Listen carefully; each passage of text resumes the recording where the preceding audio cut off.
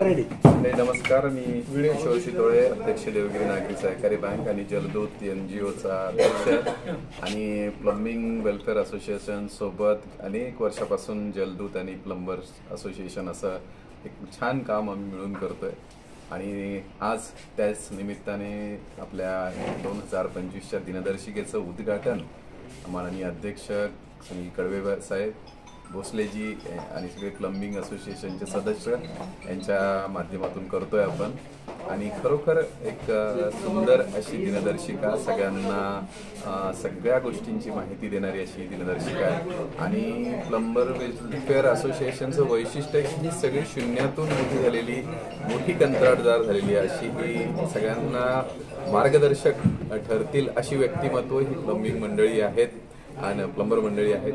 आणि त्यांचं वैशिष्ट्य असं आहे की हे स्वतः तर मोठे झालेतच, पण स्वतः मोठे होताना आपल्याकडे काम करत असलेल्या प्लंबर्सना, आपल्या कुशल कारागिरांना चांगलं प्रशिक्षण देणे, चांगलं योग्य असं प्लंबिंगचं ज्ञान देणे. कारण आपण बघतो की प्लंबिंगचं काम हे समाजातल्या प्रत्येक जनमानसाच्या रोजच्या नित्यनियमाचा संबंध असलेला विषय आहे आणि तो इतका कटकटीचा कधी कधी जर चुकीचा झाला तर होतो की घर झालं आणि तो कुठे भिंतीत लिकेज व्हायला लागलं, एखादा पाईप भिंतीमध्ये आपण दाबला आणि तो लीक झाला तर त्या कुटुंबाला, त्या लोकांना इतका मनस्ताप होत असतो.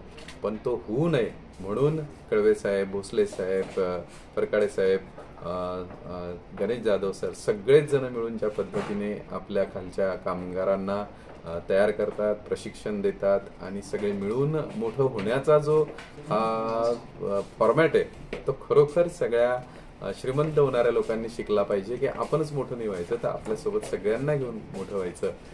तर खरोखर त्यांनी निर्माण केलेली आजची ही दिनदर्शिका आणि ते शहरात देत असलेली प्लंबिंगची सेवा या खूप कौतुकास्पद आणि सगळ्यांना समाधान देणारा आणि हातात हात घालून चालण्यासारखा असा हा यांचा संकल्प आहे.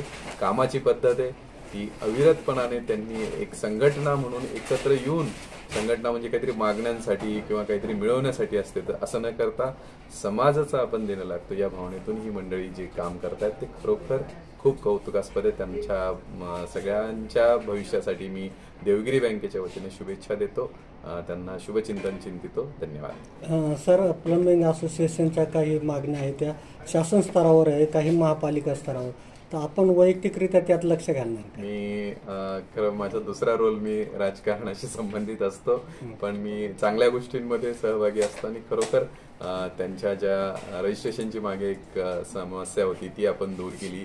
आत्ताही जे त्यांचे प्रश्न आहेत ते सोबत घेऊन सत्तेच्या स्तरावर जाऊन त्यांना जी मदत करावी लागणार आहे ती मी पूर्णपणाने करेल, असं मी हातात हात घालूनच आजपर्यंत काम करतोय, तर ते नक्की करू, यात काही शंका नाही. धन्यवाद.